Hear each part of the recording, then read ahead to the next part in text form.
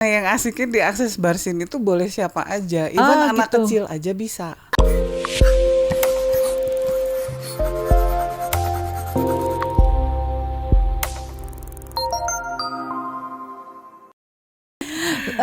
Sampai ketemu lagi, gue jadi salah Ari. Halo Alumni Platde, kita hari ini kedatangan narasumber yang sebenarnya gue tuh udah follow begitu lamanya ya. Terus gue nggak ada keberanian untuk menyapa si ibu ini. Dimana ternyata seangkatan tapi beda sekolah kita ya. Iya, beda sekolah. Dari SMA 2 ada Teh Dama. Kita kalau di sini, kalau di dongeng alumni, kita menyebutnya mau tua mau muda Akang Teteh pokoknya Oke, mah Akang Teteh. kan. Oke, siap. Sebagai alumni Bandung kan. Iya, Nah, iya. Teh Dama ini yang aku follow itu karena aku tertarik dengan aktivitasnya itu. Yang sebenarnya aku sendiri nggak tahu nih apa sih sebenarnya itu gitu ya. Yang aku baca adalah Access Consciousness Bars. Iya. Gitu. Nah, itu teh apa sih Ibu? Apa sih mengenai itu? Kita mah bahasa Inggrisnya mah bisa mengerti bahasa Inggris, tapi apa yang dilakukan kan nggak tahu. Itu apa sih? Jadi basically kalau access consciousness bars itu adalah salah satu metode sebenarnya dari Amerika. Sifatnya itu adalah tools bagaimana supaya kita bisa istilahnya merilis segala sesuatu yang dari pikiran, perasaan sama emosi supaya dia tidak menghambat kita. Basically gitu. Oke. Gitu. Jadi kalau misalnya kita nih punya masa lalu gitu ya, ada apa ya, luka batin ya kan, kalau bahasa kerennya gitu, luka batin di masa lalu yang memang kadang-kadang kan itu terbawa ke kehidupan kita gitu kan, yang kadang-kadang itu tuh menghambat kemajuan kita gitu. Nah itu tuh diapain gitu itu tuh? Lucunya kalau si bars ini kan sifatnya bars itu artinya 32 titik di kepala. Jadi topiknya kita tiap hari itu kan banyak ya. Ada tentang duit lah, ada tentang hubungan lah, ada tentang anak lah gitu, segala sesuatunya lah itu ya. Nah, si bars ini itu memudahkan pekerjaannya aku. Sebenarnya jadinya saya nggak perlu terlalu banyak ngedengerin ceritanya. Oke. Tapi kebutuhannya itu kan sebenarnya keluar dari rasanya dan dari pikirannya. Jadi si teknik ini tuh benar-benar kita hanya sentuh di kepala di 32 titik, lalu orang tersebut akan merasakan rileks. Padahal sebenarnya yang terjadi di dalamnya itu adalah data elektromagnetik yang disebabkan dari pikiran, perasaan, emosi dan segala sesuatu yang terjadi di kehidupannya itu terilis karena badannya merasa itu tidak perlu. Kalau gitu. kebanyakan makanya jadi penyakit. Jadi aku pikir tuh gini, aku pikir bars itu tuh kamu kayak dipijit Dipijit gitu ya, gitu. dipijit gitu, terus udah gitu terus bisa konsultasi yang ngacapruk naon we. Dulu aku begini-begini kayak di psikolog gitu ya kan. Ternyata tidak seperti itu ya. Enggak terlalu cara seperti kerjanya. itu. Iya, jadi bisa aja misalnya dia cuma di bars aja tanpa harus bercerita, cukup merasakan manfaatnya. Apakah di situ dia lebih merasa plong lah secara pikirannya atau secara perasaannya. Tapi kalau misalnya memang dia ingin bercerita, boleh. Itu namanya nanti sama kita difasilitasi. Oh gitu. Gitu. Nah terus kalau yang ibaratnya yang melakukan bars itu kan pasti orang-orang yang sudah terlatih gitu kan ya. Apakah itu harus orang-orang yang ibaratnya psikolog lah misalnya gitu ya, yang dia punya punya ilmu bahwa secara kejiwaan gitu orang-orang itu begini gitu, atau semua orang bisa kalau kita berlatih itu? Nah, yang asiknya di akses bars ini tuh boleh siapa aja, even anak gitu. kecil aja bisa. Oh Anak kecil aja bisa ngebars orang tuanya. gitu. Jadi Gitu. kan aku aja kan udah sampai ke level boleh ngajarin menjadi praktisi bars kan gitu. Nah, itu yang aku amaze-nya, anak-anak itu bisa. Boleh. Jadi tidak ada syarat khusus baru harus ada latar belakang dari S1 psikologi kah gitu atau ahli kejiwaan atau psikiater kayak gitu, nggak ada sama sekali. Jadi semua orang yang punya concern di ranah ini boleh. Ibaratnya gitu. Nah terus asik. gini, kalau misalnya itu kan ada tahapan-tahapan yang harus dilakukan gitu kan ya, untuk pertama kali nih. Nah itu sampai titik mana sih kita tahu bahwa oke, this is enough for us gitu misalnya gitu. Ini buat receivernya ya. Buat berarti. receivernya ya. Si receivernya. Biasanya sih kalau misalnya dia merasa cukup tenang dan dia bisa menghadapi keseharian itu udah oke gitu. Karena kan yang terjadi sebenarnya ini tuh kayak teknik di defrag gitu loh. Tapi ini bukan kayak hipnotis gitu kan? No, bukan ya? Sama sekali nggak ada hipnotis gitu. Jadi menariknya kita cuma sentuh di 32 titik itu tuh benar-benar bisa create space di kepala kita gitu, dan di badan kita juga benar-benar terjadi perubahan, relax banget gitu. Jadi nanti hasilnya tuh biasanya bisa macam-macam. Hasilnya itu bisa terjadi sebuah perubahan dari kebiasaan-kebiasaan sebelumnya, atau cara menyikapinya juga kok beda ya gitu. Aku kok tidak mengeluarkan lagi perasaan yang sama sih menghadapi situasi ini, yang kayak gitu-gitu. Ya kayak misalnya anger gitu kan ya, kayak orang marah gitu. Marah itu kan kadang-kadang bukan karena tidak ada hal apapun gitu. Kadang-kadang tiba-tiba yang ibaratnya hanya karena kesenggol dikit aja langsung wah marahnya itu bisa berlebihan gitu. Jadi kayak gitu tuh itu bisa. Itu lama-kelamaan berkurang dengan sendirinya tanpa kita istilahnya ada effort yang cukup cukup keras gitu untuk keluar harus dari yang situasi menanamkan itu gitu. diri yang kamu harus berubah, kamu harus ini, kamu harus itu gitu. There is no harus, jadinya nggak ada sebuah keharusan malahan di sini. Ini hanya sebuah pilihan saja gitu. Dan asiknya tuh kalau kita sampai level selain di bars itu difasilitasi gitu, kita jadi bisa ngelihat sebenarnya apa sih gitu yang menghalangi cara berpikirnya dia gitu. Biasanya itu ketahuan, oh di situ tuh ini source-nya yang bikin dirimu tuh jadinya tidak bisa move on misalnya. Atau kalimat-kalimat kayak misalnya ya gue kan udah tua ya, gue udah nggak bisa. Itu kan sama saja mensabotase diri gitu loh. Nah yang kayak gitu-gitu kalau difasilitasi itu akan di pointing out. Sehingga dia diminta untuk menimbulkan choices yang lain. Nah di bars itu sebenarnya hasilnya adalah kita jadi punya possibilities sama choices. Dan yang pasti positive mind-nya itu lebih ini ya, lebih tinggi lah gitu kan, nggak selalu berpikir ke negatif gitu. Nah kayak gini, kayak misalnya kayak aku orang yang tipikal susah untuk menangis, bukan susah menangis ya, maksudnya kalau sendiri mungkin gue bisa nangis sejadi-jadinya gitu kan. Tapi pada saat mungkin karena gue diposisikan yang lu nggak boleh, lu harus strong, you have to be strong, you have to be tough gitu ya.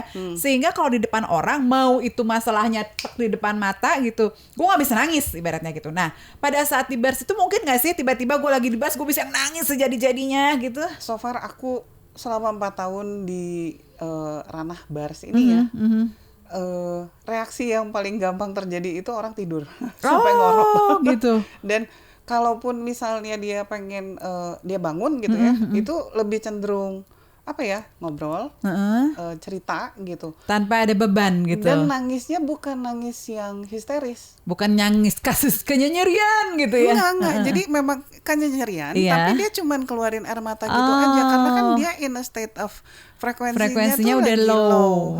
Oke. Dia udah di delta. Jadi yang menariknya kalau menurut si penelitiannya ini tuh, kenapa aku suka banget gitu ya, karena dia satu sesi bars itu mirip seperti orang yang sudah meditasi 6 tahun. Kan jadi aku penasaran kan gitu, pengen ngebuktiin. Jadi setiap selesai di bars itu memang rasanya seperti yang udah meditasi gitu, yang udah lama banget, yang jago deh gitu. Kan orang banyak yang susah ya meditasi. Nah ini tuh kayak ibaratnya kita mengintervensi untuk membantu dia ke state sana, tapi atas awareness-nya dia sendiri. Iya. Gitu. Iya kan, karena gini, banyak orang yang menyarankan nih kalau misalnya lagi dalam kondisi yang berat dan coba deh meditasi, mengumpulkan bukan tenaga ya, mengumpulkan energi positif buat diri sendiri gitu. Kalau aku nih ya kadang-kadang berpikirnya gini, gue dalam kondisi kalut nih ya, terus gue disuruh meditasi, murah-murah gue bisa konsentrasi ya nggak sih? Yang ada otak gue gini, utang gue, anak gue, kan di rumah cucian belum beres, gitu kan? Kebayang nggak? Jadi menariknya tuh kalau lagi ke bars itu memang itu semua bisa kerasa loh sama praktisinya gitu. Oh ini masih mikir praktisinya nih, gitu. juga bisa merasakan gitu ya. Benar-benar kita bisa langsung kayak dapetin gitu. Masih mikir nih, oke. Saya diemin dulu biasanya, saya diemin, terus memang kita ada toolsnya gitu untuk membuat dia jadi jauh lebih calm. Karena kan ininya kognitifnya jalan terus nih, berarti.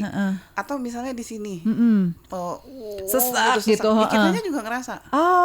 Gitu loh, kitanya juga ngerasa. Itu tanpa ada orang yang, ibaratnya kan kalau misalnya ini orang-orang indigo misalnya gitu ya, orang-orang yang punya sixth sense gitu, yang bisa merasakan itu gitu. Sama aja, bisa kerasa. Gitu. Tapi mungkin kalau untuk orang yang bukan indigo itu, dia kok nggak enak gitu. Tapi dia akan mentranslate-nya, nih gue kali ya yang lagi nggak enak hati, gitu. Iya betul. Padahal badannya kan intelligent ya. Aha. Kan badan yang nerima sinyal itu. Gitu. Jadi kayak sinyal wifi di mana yang di situ kencang, ini juga ikut kencang. Betul. Nah, itu yang sebenarnya kebanyakan orang-orang tuh perlu diedukasi di situ. Karena sebenarnya kadang-kadang apapun yang kita rasain bisa jadi bukan punya kita. Gitu. Jadi karena kita yang ngerasain doang, jadi kita pikir punya kita, terus berarti gue yang lagi begini. Kebayang nggak, langsung dipanjangin sama si kognitifnya tuh. Ini kayaknya gue karena ini. Jadi tapi tar dulu, buat si praktisinya setelah itu dia bisa rilis kan ya? Maksudnya tuh bisa. Jangan sampai si ininya calm gitu, si praktisinya penuh dengan aduh gue lelah deh habis ngebenerin orang ini gitu. Yang menariknya, ini yang bikin gue seneng banget dan gue mau melakukan ini gitu, karena kita sama-sama buang.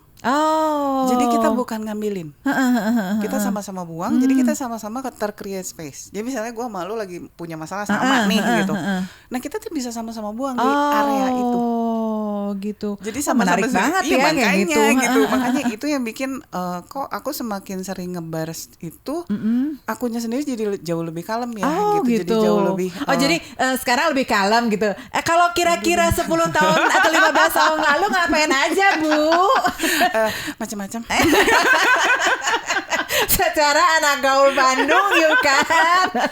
Kayak kalau yang nonton gitu si Eta gitu. Bener tapi si Eta akhirnya kalem gitu. Enggak sih, biasanya lah kan lu emang udah kalem dari dulu. Men, itu kan luarnya ya. Lu kan enggak lihat dalamnya ya. Lu enggak tahu gua di rumah ngapain gitu. Gitu. Terus gini, kalau misalnya ada contoh kasus aja nih, kayak gimana sih gitu? Apa yang terberat lah katakan sekarang dia bisa bagaimana atau apa gitu. Yang terberat. Oke. Ini banyak banget. Mungkin kalau bars ini banyak cewek ya yang datang ya gitu, karena kadang kan kalau cewek main perasaan gitu ya, kalau gitu. cewek main. Cowok sebenarnya ada, mereka lebih seneng di bars karena itu tadi nggak perlu banyak cerita. Oh ya. Karena kan betul. cowok biasanya nggak mau banyak cerita kan. Nah kalau cewek, aku stop. Aku bikin mereka stop. Nah ada case yang itu tuh di handle sama aku umur berarti dia sudah sekitar 50 ya gitu. Jadi dia tuh sebagai tulang punggung. Cuma tinggal ada ibu, kakaknya juga tidak bisa karena ada keterbatasan, punya anak satu, sudah cerai. Udah lama karena suaminya selingkuh waktu itu. Jadi aku lakukan paket. Jadi ada 5 kali sesi.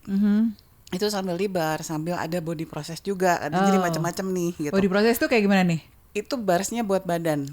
Jadi sebadan-badan gitu ya, nggak hanya gitu. kepala aja. Jadi gitu. biasanya aku tanya gitu, ada yang udah ganggu nggak ke badan? Ya, oke. Biasanya kan kalau misalnya jadi orang penyakit udah mulai yang asam lambung gitu kan? Itu kalau asam lambung udah pasti tuh sering worried. Betul. Yang kayak gitu-gitu. Nah, itu selama sesi aku sendiri juga jadinya bisa nangkepin hal-hal yang di luar bayangannya aku. Jadi kayak misalnya nih ada di ranah titik yang ini nih, kenapa nih ganggu banget. Lalu aku tanya gitu sama dia, ini kok di titik ini aku ngerasa ada sensasinya di jariku tuh cukup kencang. Aku tinggal ngomong gitu doang. Silakan dia mau cerita atau tidak. Jadi kita harus mempersilahkan orang tersebut yang bercerita, tapi nggak boleh merasa terintimidasi digali. Benar-benar gitu. Jadi kalau dia mau naikkan ke atas, berarti dia mau mengakui ada situasi ini. Betul. Nah itu bisa clear-risk gitu. Nah situasinya tuh dia tuh benar-benar menghold kan, berarti berpuluh-puluh tahun gitu. Nah pada saat ada titik tentang creating connection, jadi itu tentang relationship. Itu kencang banget.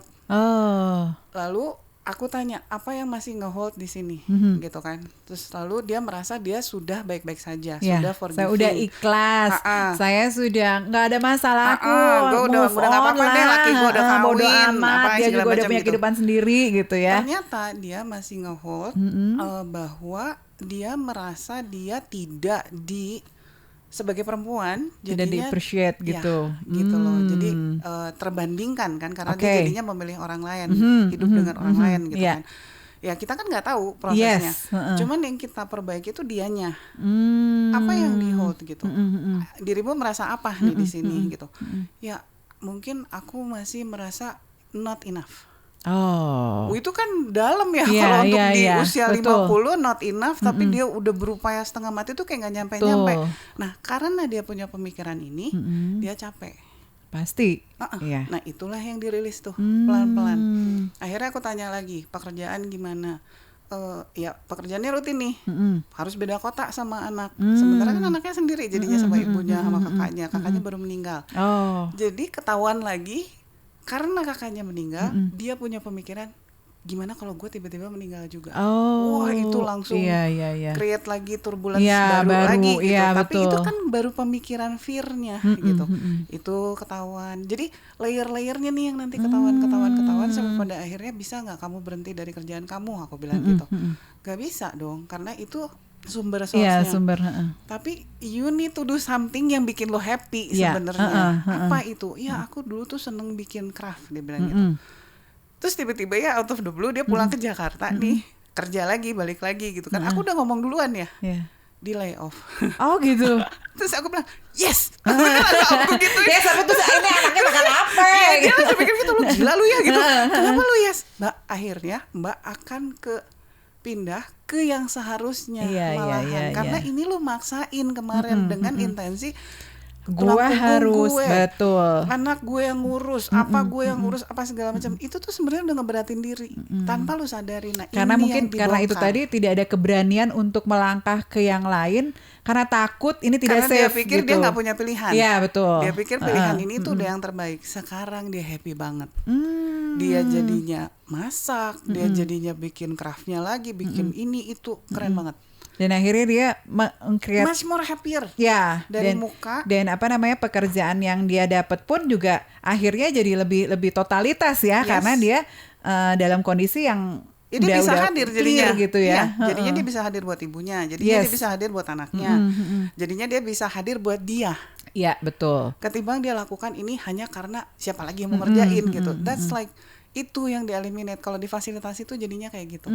Kebayang nggak? Jadi kita breakdown sebenarnya kalau difasilitasi. Iya, karena kan gini ya. Kalau kita ngomong ini bukan masalah psikologi atau apa, kalau ke psikolog susah atau enggak, bukan ya. Tapi lebih kayak gini. Banyak orang-orang yang kadang-kadang enggak kok, gue udah nggak ada apa-apa. Pada saat ngomong sama denial. Denial orang itu kan ya, walaupun si psikolognya juga tahu gitu bahwa lu masih ada meng-hold sesuatu nih, tapi kan namanya manusia itu selalu no I'm fine gitu kan. Gue tahu masalah gue cuma ini doang kok gitu. Padahal ternyata di balik itu tuh ada yang terkecil gitu sebenarnya yang menurut kita iya apaan sih masalah itu, ternyata masalah karena aku juga pernah ketemu sama orang yang hanya karena dia sering dibilang gendut aja, ya kan? Itu tuh buat dia sampai ketua tuh menjadi ganggu gitu. Walaupun sekarang badannya udah kayak model gitu, tapi buat dia kan masih nge-hold. Iya, makanya. Nah, itu yang aku seneng ya. Semenjak aku dapet si akses ini, mungkin jadinya aku lebih peka untuk lebih baca di energi ketimbang apa yang dia ceritain. The energy behind that. Iya. Jadi dikejarnya gampang kan. Betul. Langsung. Jadi dia nggak bisa berbohong gitu lagi. Nggak bisa, karena reaksi badannya itu akan lebih jujur. Itu yang asiknya. Terus setiap orang efeknya tuh beda-beda ya. Beda-beda gitu. Ada yang nanti baru pertama kali di bars gue nggak ngerasain apa-apa. Oh that's good gitu kan. Terus yang lucunya juga, kalau misalnya kita udah tahu bars ini bisa buat stres, depresi, apapun itu gitu ya, bantu lah istilahnya. It doesn't mean si itu yang perlu berarti dia mesti di bars. Betul. Gak bisa kalau orangnya nggak willing. Nah itu dia kan. Yang paling susah adalah itu ya. Orang manusia itu kadang-kadang tidak mau mengakui bahwa dirinya sakit gitu ya. Sakit itu dalam artian in need lah gitu. Sedang kan dalam aku perlu gitu loh, mengakui itu dalam kondisi yang tidak baik-baik saja. Mungkin orang yang fine, ketawa-ketawa gini tuh ternyata orang di dalamnya tuh paling nangis di gogoakan gitu ya di kamarnya gitu kan. Itu susah sekali. Nah, gimana sih caranya gitu supaya ini orang bisa gitu? Trust dulu ya. Sebenarnya awalnya praktisi bars itu selalu diajarin kita nggak boleh ada judgment. Oke. Karena rasa nggak ada judgment itu akan sangat-sangat space banget buat Iya, mereka. benar. Terus yang kedua, jangan ada ekspektasi. Lawan saja. Persilahkan mereka maunya segimana. Meskipun gue punya 10, kalau dia minta 1 kasih aja 1. Kalau dikasihnya gitu. lebih, rasanya kayak tsunami, Mbak. Kebayang kan kenapa orang kabur? Karena kan banyak orang yang berupaya untuk enggak, lu mesti lu masih ini, gitu. lu masih ini, lu belum sehat, In lu belum beres proses, gitu. karena rasanya terlalu Berat gitu. nggak terlalu berlebihan, too much gitu buat dia, kabur lah. Terus jadi gimana mau dibantu iya sih, gitu, bener, makanya bener. kalem aja. Jadi itu tiap orang prosesnya tidak selalu sama gitu ya. Ada yang bisa cuma 1-2 kali dia udah fine gitu ada yang ya. sampai belasan kali dia masih tetap Di situ gitu. holding on tuh berarti kan gitu. Iya. Ada, Mbak, orang-orang yang masih pengen di situasi dramanya dia karena dia punya hidden agenda. Ada ya orang kayak gitu. Ada, men, banyak banget. Kalau gue punya masalah nih, bisa besok gue selesaiin besok. Capek ini hidup ini ya kan. Tapi ada yang seneng. Iya sih. Karena dia jadi makanya punya kenapa reason. ada drama queen itu gitu ya. Jadi dia punya reason. Nggak cuman perempuan. Tapi itu banyak yang aku lihat tuh ya, kayaknya anak-anak zaman sekarang gitu ya kan, anak-anak ya ABG berondong-berondong itu tuh kayaknya bukan ngejudge mereka ya, tapi sepertinya kadang-kadang sesuatu yang kayak gitu tuh menjadi apa ya buat mereka tuh, wah ini nih nilai plus gue untuk bisa gue jual dengan mengkasihani diri dengan kayak yang ibaratnya. That is what I mean, the hidden agenda. Nah, kayak yang keluarga gue rumah tangganya begini-begini, orang tua gue begini-begini, tapi itu menjadi bahan dia untuk dikasihani teman-temannya, and then they get a lot of friend dari situ gitu kan. Buat mereka they get lots of friends. Buat mereka juga jadinya dimaklumi untuk tidak melakukan apa yang seharusnya mereka lakukan. Iya, benar. Tapi ya we get it aja. We just aware gitu. Jadi oke, kamu masih mau di situ. Oke, kalau misalnya udah nggak betah, let me know. Aku akan gitu doang. Instead of ini masalah nih. Iya, remember aja semua orang, please remember, don't say it's a problem. Oke. It's just a situation. Oke. Terus nanti kalau misalnya muncul pikiran gini gitu, it's just an interesting point of view. Jangan bikin solid. Soalnya kan sekarang ini ngeri banget gitu ya, yang bunuh diri gitu ya kan. Itu tuh mudah banget gitu sekarang itu orang untuk berpikir untuk udahlah, udah selesai aja. Sebenarnya gitu. kan mereka nggak cuman karena mereka merasa tidak sanggup apa yang sedang mereka jalanin di depan mereka. Kan berarti cuma pengen keluar dari rasanya kan.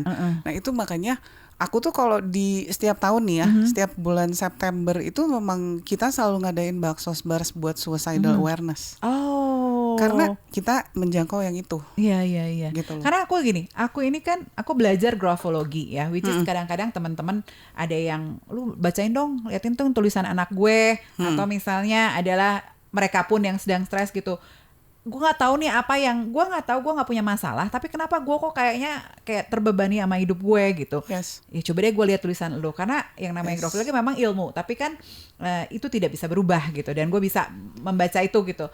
Itu banyak loh yang gue temukan bahwa dia itu ada tendensi untuk kesana gitu, untuk bunuh diri lah ibaratnya itu. Kalau dia udah sampai katakan ke slap gitu sekali yang berat, itu bisa jadi gitu kan. Itu makin banyak yang gue lihat setelah ini ya. Nah mungkin bars ini tuh memang lebih gampang itu karena kayak pertolongan pertama. Nah sebenarnya. betul, karena kan kalau misalnya orang harus ngomong, orang tuh gengsi untuk bisa ngomong. Bukan gengsi doang, udah malas lah ngomongnya banyak. Gue mau jelasin apa lagi? Nobody understand me gitu kayaknya. Orang kadang-kadang gini, emang lo bisa mencahin masalah gue?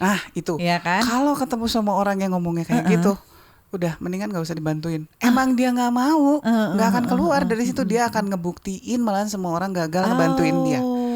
Gue mendingan bilang, emang dirimu mah gak bisa keluar kok dari masalah ini. Gue mendingan ngomong kayak gitu, instead of I offer bantuan ya gitu. Karena dia akan proof gue juga gak bisa. Kebayang gak?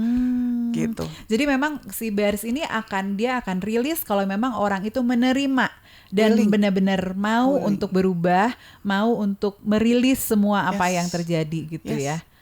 Oke. Ini satu lagi. Yang suicidal ya. Aku mau tambahin, aku potong. Jadi yang suicidal ini tuh sebenarnya kalau kita pikir-pikir ya, apa sih yang mereka dying to get out of?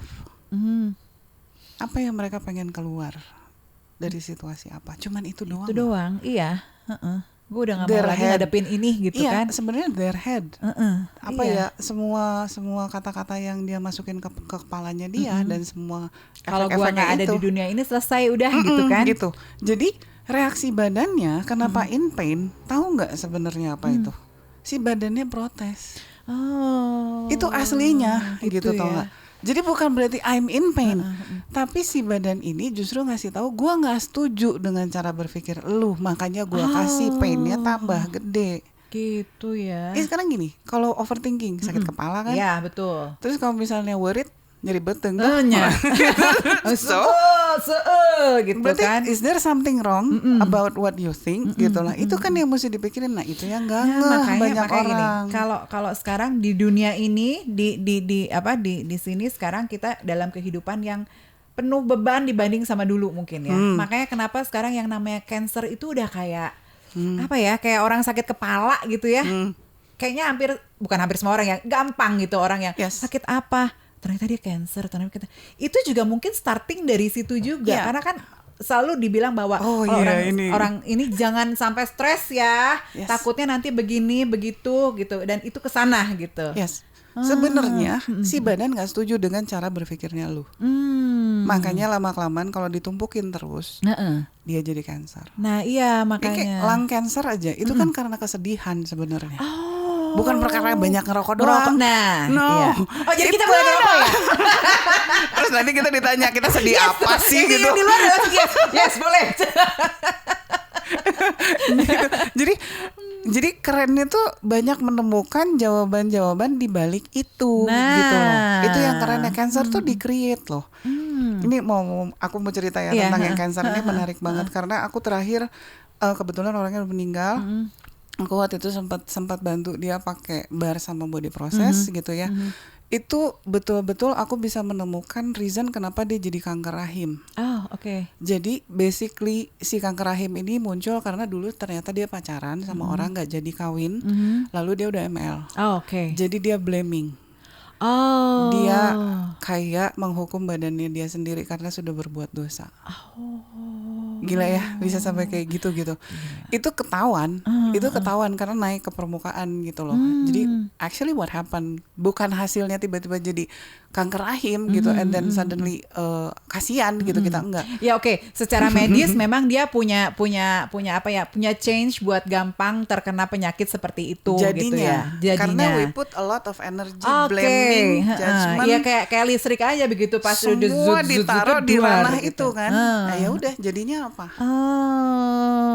Kebayang kan gitu. Jadi berapa banyak jadi kayak gitu. Misalnya tadi kayak kayak paru-paru gitu ya. Paru-paru itu banyaknya karena kita ngebatin gitu ya ibaratnya ya. Ngebatin gitu kan, penuh kesedihan gitu sehingga dia di situ. Kemudian di rahim mungkin ya itu tadi karena dia pernah aborsi misalnya gitu kan. Atau misalnya dia karena gini, kadang-kadang ada yang tidak menikah gitu kan, tapi dia tiba-tiba kena kanker ovarium, misalnya kanker rahim gitu kan.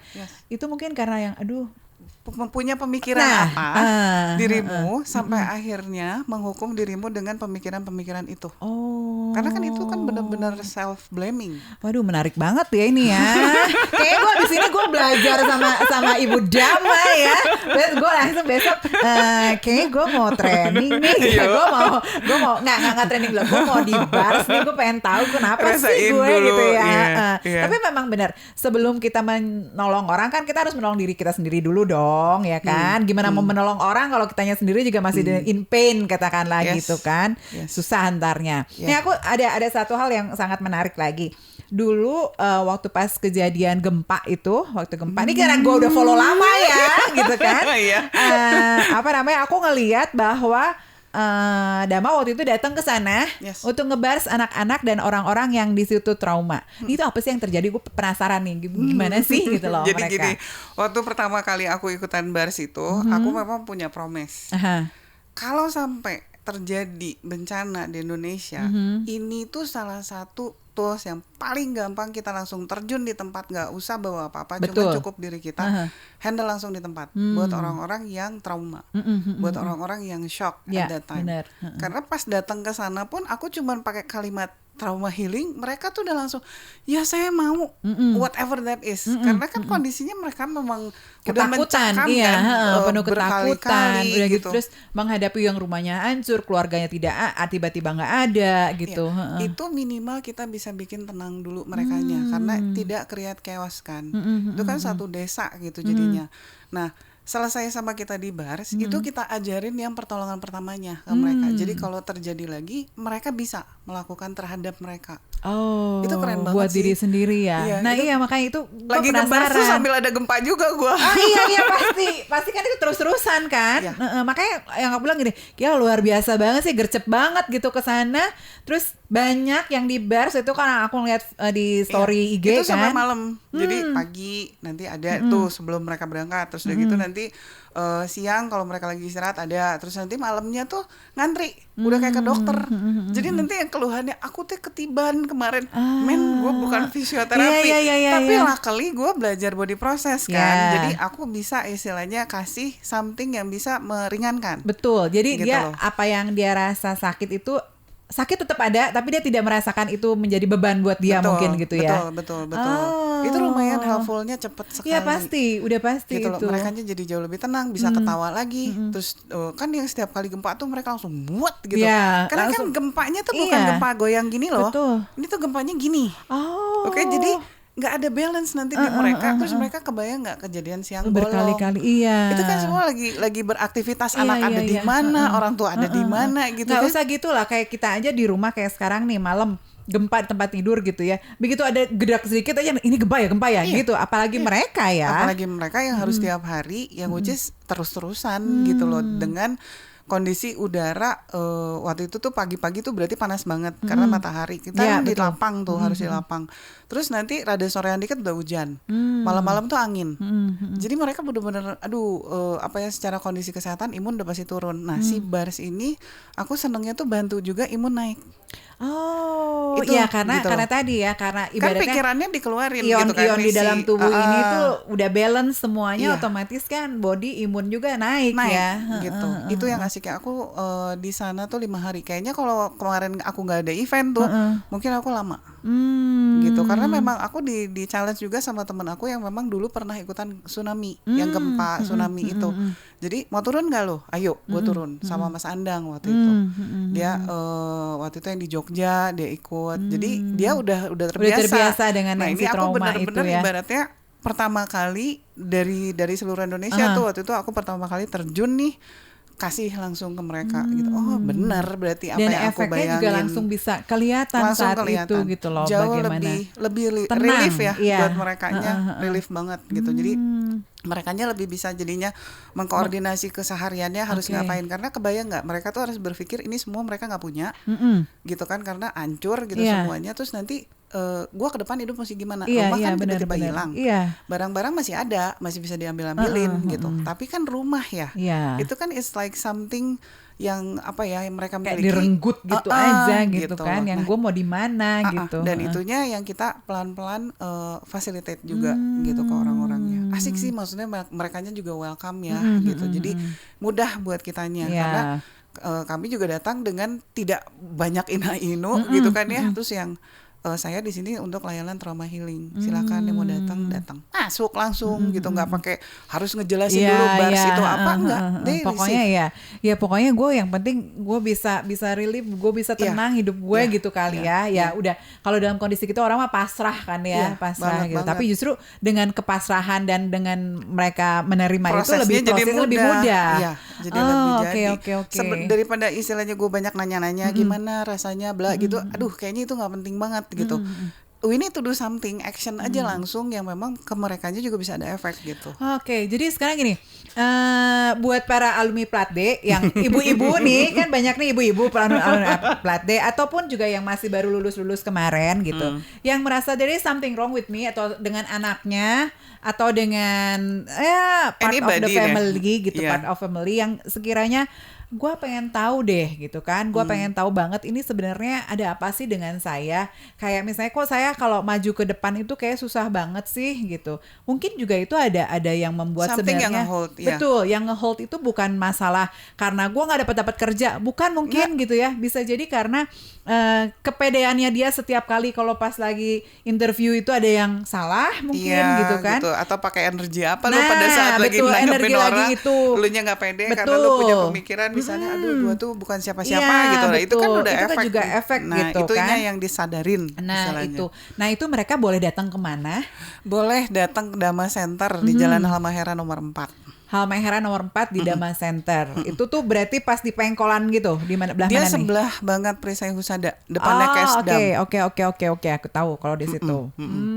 Gitu. Jadi di lantai 2 kami Senin sampai Jumat dari jam 10 sampai jam 5. Jam 10 sampai jam 5. Tapi biasanya suka sampai malam sih karena itu kalau banyak. Dhamma Centernya soalnya di dalam kafe kemasan. Oh, gitu. Ada di dalam kafe. Jadi kita ya bisa cuman kongko doang. Nah, bisa jadi gini, kalau kadang-kadang kan kalau misalnya aduh gue pengen tahu deh anak gue ada apa gitu kan ya. Boleh. Dan nggak bisa kan maksudnya memaksakan anak, yo kamu harus mau ikut, kan nggak bisa karena tadi harus gitu kan. Harus ibaratnya harus anaknya yang mau, ya kan. Paling tidak anak ini diajaklah dulu gitu kan ya, main gitu, melihat, ngobrol atau gimana, sehingga dia juga oh ya deh tante, aku boleh dong, pengen mau dong gitu. Ya biasanya gitu. Aku kalau sama anak-anak ngobrolingan. Ini biar kitanya jadi nggak gugup nih kalau ngadepin ulangan atau nggak capek nih kalau misalnya banyak PR gitu. Yang bahasanya tuh simpel aja. Tapi kalau aku ke orang tuanya itu aku bekalin dengan analisa sidik jari itu. Jadi dia punya peta untuk what to expect dari anaknya.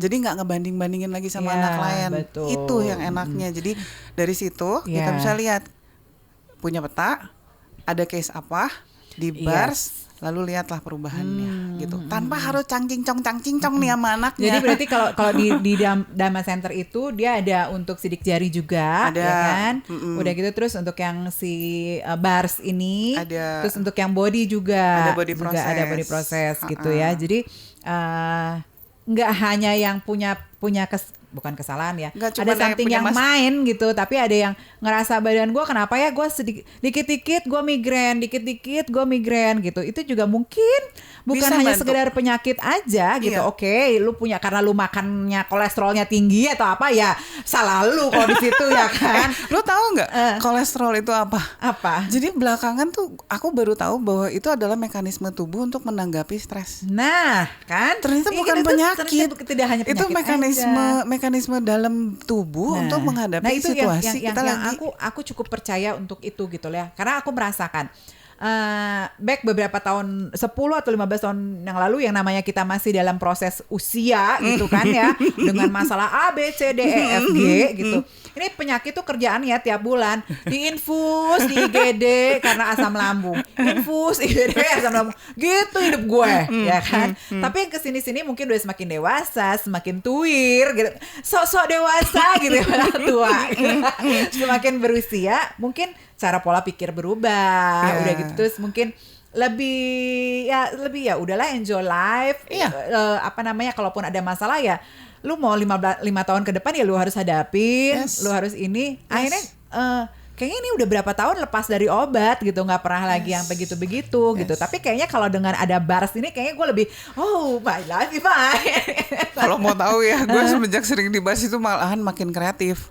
Pengen ini, pengen itu, pengen kreatif, itu bahaya itu. Jadi gini, mohon ini dilihat kakak kelas saya, Ibu Santi Maria, dia tuh suka marah sama gue karena gue tuh orangnya ngide banget, ya kan, ngide banget, dan ide gue tuh selalu cemerlang yang keluarnya tuh tengah malam, ya kan?